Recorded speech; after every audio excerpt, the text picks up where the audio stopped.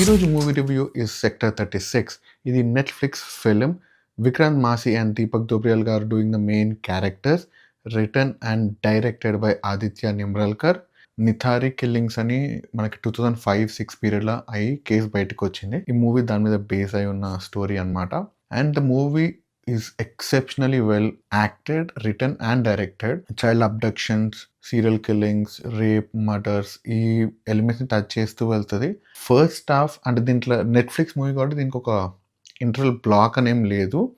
But if you just look at it, మన first half or first 1 hour, 1 hour 50 minutes చాలా అంటే చాలా గ్రిప్పింగ్‌గా బావుంటది. The way each scene is setup, stage ఎట్లా చేషిర్రు, షాట్ ఎట్లా తీషిర్రు, డైలాగులు ఎంత బావున్నాయి. ఒక లేయర్డ్ థీమ్స్ ఎలా ఉంటాయి. మనకొక రామాయణం అయితున్నప్పుడు they try to show what's happening. మన విక్రమ్ మాసి గారి యాక్టింగ్ అండ్ 12థ్ ఫెయిల్ తర్వాత I think he is doing this movie and he did a fantastic job. 12థ్ ఫెయిల్ చూసి సినిమా చూస్తే మాత్రం you will freak out. The shift in his acting, great actor and great potential.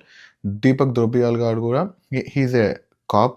So ఇదొక killer and a cop story.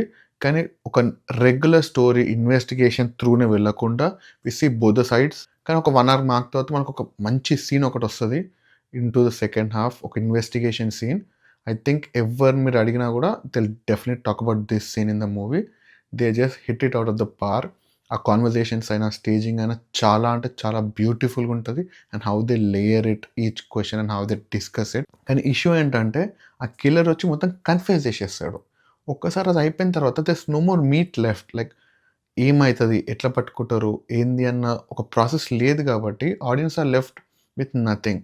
దాని తర్వాత it still goes on a little trying to act. ఇప్పుడు court కేస్‌కి evidence కావాలని అదే అని వెతకడానికి try చేస్తారు.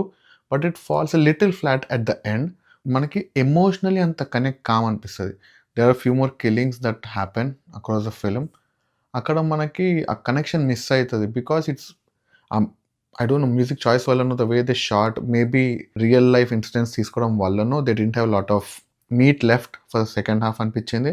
So it went really fast, try to wrap up all the threads. Only difference ఏంటంటే రియల్ లైఫ్‌లో ఇన్సిడెంట్ అయినప్పుడు ఇద్దరికీ నాట్ ఇనఫ్ ఎవిడెన్స్ అని చెప్పి వదిలేసారంట.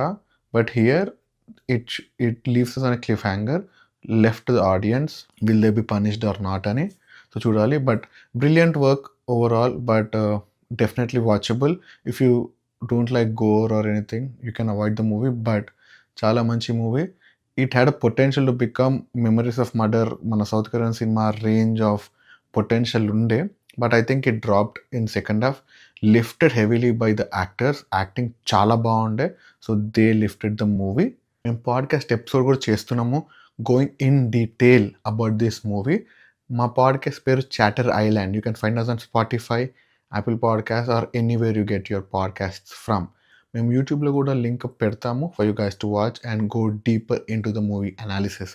Thank you and please do like, share and subscribe. Next movie review వరకు see you.